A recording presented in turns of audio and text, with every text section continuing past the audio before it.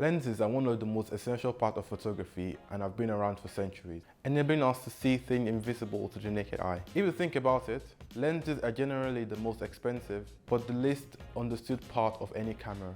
Did you know that the history of lenses is older than the history of cameras? Have you ever wondered how lenses came about and who contributed to its development? Hi, I'm Tolani Ogunori, otherly known as Jameto, a professional fashion, stills and street photographer. I started photography as a hobby in 2018. And since then, I've been developing my craft and experimenting with different forms of cameras. I've been fortunate enough to work with various creatives, from both young and experienced to social media influencers and artists. It's safe to say I have a genuine passion in learning about photography and reflecting the diverse world we see around us. Which is why I bring you Retrograde, the three-part series where we explore the timeline of photographic history and invite photographers of all levels to enlighten us on their creative journey and predictions of the industry's future.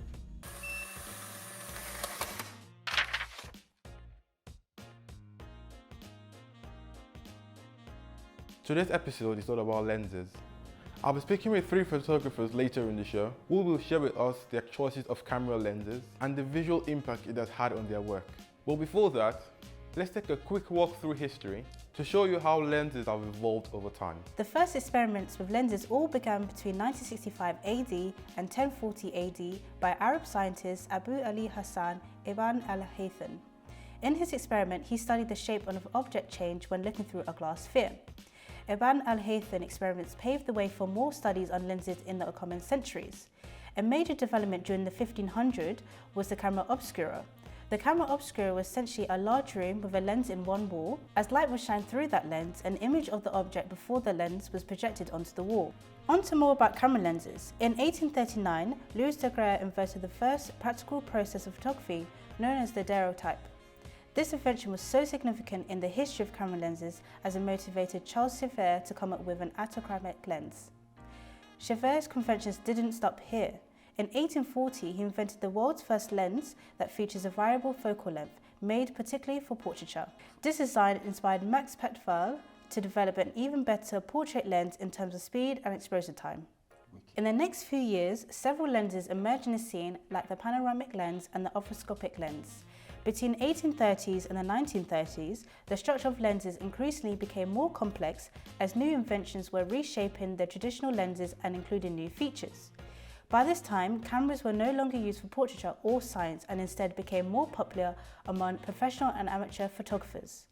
Whilst the availability and usage of cameras rose, the demand for lenses also became popular. The first reverse telephoto lens was produced to create close-up images. By 1934, the world saw the emergence of non-glass lenses. KHK Syndicate marketed the first Paxton lens named Paspec lens, and then in that same year came the first lens made of acrylic called plexiglass lens. These elements were widely used in motion pictures and television in 1939 during World War II.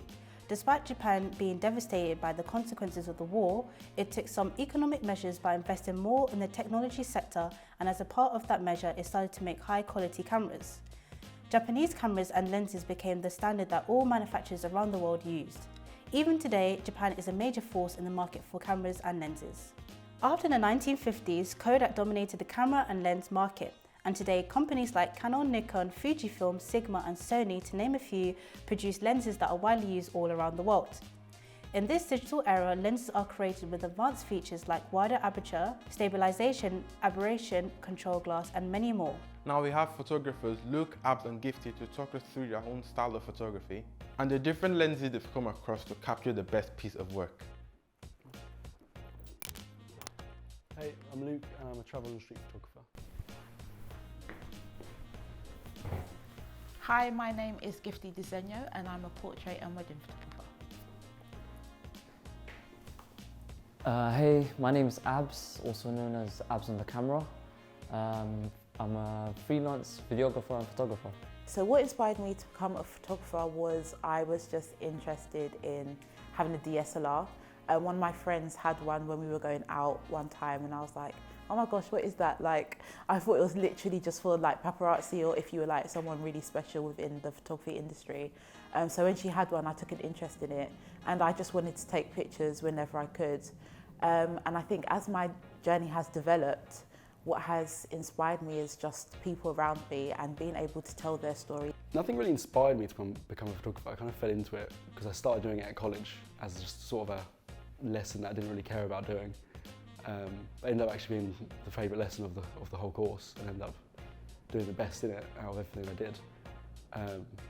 It's more, I just sort of fell in love with the art and the process of photography. I originally started off as a videographer. As a kid, I used to make a lot of videos, and technically video is just 24 pictures in a second. You're basically editing it the same way.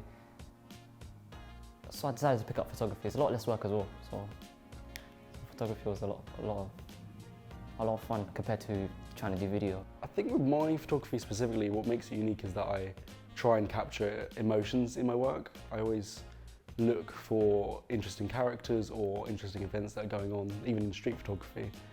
Not really a photography that makes you think, but just has a bit more character to it than just an everyday photo. I don't know, I'm willing to get into weird situations to get a good picture.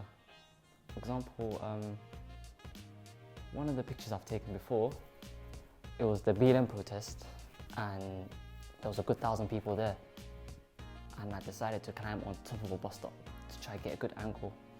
Problem, what happened is I dropped the camera from the top of the bus stop and I smashed it. It cost me another £1,000 just to get everything back to normal. The fact that I love to use natural light, I like to use what is available to me at the time, even in the worst conditions possible. Even a lot of my pictures, people ask me what kind of strobe light did I use, and I always say it's literally natural light, and I just use a reflector to bounce the light. My process is overshoot. Like if I need 5 pictures, I'll take 200, and 5 of them is bound to come out good. I do have the rule of thumb that your first 10 photos are always going to be awful. And I get to take that with every shoot. You kind of got to get the first 10 photos out of the way and warm up a little bit.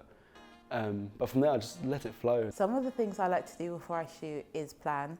That takes me back to uni days, but I think you always kind of need a plan of what you want to do and what you want to capture before a shoot. So I make sure I have some sort of mood board that kind of shows me where I want to go and what direction I want to go in. The makeup, the styling that the model should do. I think my go-to settings change each time depending on what I'm shooting. So, for example, at the moment I'm really into concept photography, so my go-to settings are usually a higher shutter speed to make sure you're freezing time, but then also a low aperture because I really want to isolate the subject in that image and capture them without capturing the rest of the scene. My go-to settings before I take that shot is ISO 100. Probably depends what lens I'm using, maybe like aperture 4 and a shutter speed of 100. And then from there I'm able to kind of work out where it is. But every situation requires something different, but I've got to make sure that the ISO is as low as I can get it, because later on when you're editing, you're going to start seeing some weird noise in the picture. I think for the future, the photography industry is getting harder and harder to get into, with cameras getting better and cameras in phones specifically getting even better. It almost seems like everyone that has a phone is a photographer now. The future of the photography industry, I definitely feel like we're going to go mirrorless. So I feel like if you want to invest in a camera that's going to last you 10 plus years, maybe you want to think about mirrorless. I feel like phone cameras are getting better and better. So I feel like probably there won't be kind of like these really compact cameras probably in the next 30, 40 years. I think definitely phone photography will be a thing. I know it's kind of upcoming now. I've had people that actually reach out to me asking if I do phone photography, so I think that'll be a thing as well. Autofocus needs help. I think it's getting better. It's getting better. I've realised the latest cameras now got decent autofocus, but everything's expensive, so I'm hoping the price comes down. This is my Canon 5D Mark II, which I got 7 years ago, so a long time ago, and it's got the nifty 50 on it, 1.8. Yeah, so this is kind of like my favourite go-to lens in terms of if I'm doing portraits, and I've had this camera ever since. I'm so used to it. I've tried other cameras and I'm just not used to the settings and the setup, so as you can tell, I've used this so much. So my camera is the Sony A7 III. Currently I've got the 85mm 1.8 on this at the moment, which is my favourite lens. Personally I love this lens because the 1.8 offers me a really shallow depth of field. The 85mm focal length I think is really good for a lot of my photography. I really like the compressed look in my images, and that achieves that. It's also really good for portraits specifically. So a lot of my work is portrait related, or it's capturing subjects in street photography, travel photography, or even portraits and weddings. So the 85mm gives me a really good focal length to do that. My camera is the Canon 80D. Can't lie, it's not the best camera in the world. I can't lie, I find myself renting out cameras a lot. But this camera, it does the majority of the job for me. It records in a resolution of 1080 HD, which is not that good, I can't lie. It's got a good autofocus, that's what I like about it. If I'm recording and I need to keep focus on a moving target, it's good. I adjust the camera depending on what I'm shooting, so quite often I will shoot at a lower aperture because I really like the look it gives. But if I'm doing travel photography, for example, in that situation I want to capture more of the scene, so I will put the aperture quite up. What I actually really like about the Sony is that you can customize the dials to suit your needs. So I have the shutter speed and the aperture set on the custom dials so that I can change them at a moment's notice. So I guess how I've adapted this to my needs is I don't use a strap. I've had so many straps, colourful ones, but they just find their way off. I just find that they get in the way, so I kind of just like to hold my camera like this. Might not be the safest way, but I just find it the most comfortable. I took off the eye cap because I wear glasses. I just found it very uncomfortable, and I'd always have to clean my glasses after using it. And I'm also on one of the custom settings. Actually, my friend was the one that was able to do that for me, but it just makes my image a lot more flat in colour so that I'm able to kind of bring out the colours that I want. This camera is bad in low light. Unfortunately, it's bad in low light. So what the 50, I'll use to overcome that, I'll use a lens with a high aperture, which allows more light into the camera.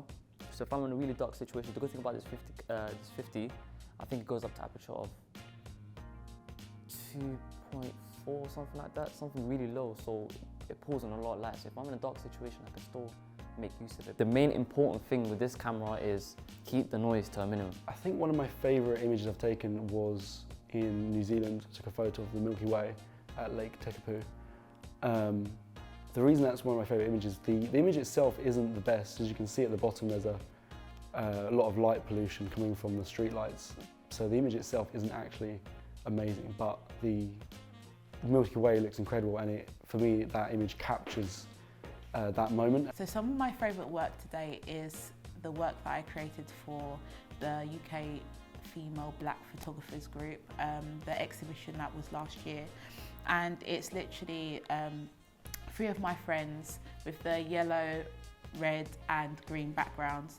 And I think that was my favourite work because I kind of had a concept, but again, I didn't have a proper plan in place of what I wanted to do. I just wanted to create with my friends. Okay, so like I explained recently, I had to go to London Fashion Week. A good friend of mine has a clothing line, adaptive clothing line, designed for disabled people that are on wheelchairs.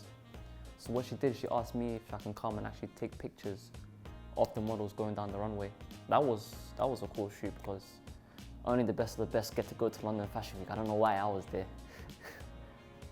As you can tell, a lot of people have contributed to the improvement of lenses to get to the standards they are today. But the development process of lenses have not ended yet, as technology is forever evolving. And so more and more breakthroughs are coming up in efforts to better the makeup of lenses. So I'll leave you with this question. In years to come, what advancement would you like to see in camera lenses?